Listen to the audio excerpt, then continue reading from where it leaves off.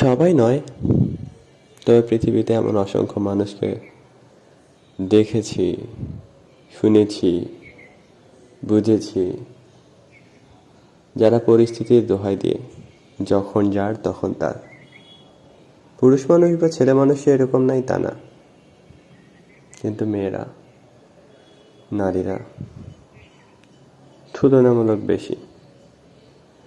আসলে তাদের এটা হওয়ার একটা কারণ আছে। তাদের পরিবার তাদেরকে সচরাচর শেখায় না নিজের সিদ্ধান্ত নিজে নিতে।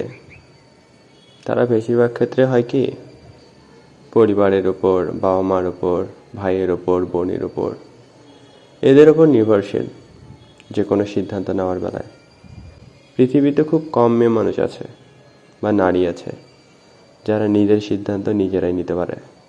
বিষয় যাই হোক, এরকম মানুষ খুব কমই আছে যারা যে কোনো বিষয়ে সিদ্ধান্ত নিতে বললে, সমস্যা সমাধানের কথা বললে, কিংবা কি ভালো লাগে কি লাগে না, লক্ষ্য নির্ধারণ কিংবা সেগুলোকে বাস্তবায়নের জন্য যে ধরনের পদক্ষেপ নেওয়া লাগে, সচরাচর তারা সেটা পারে না।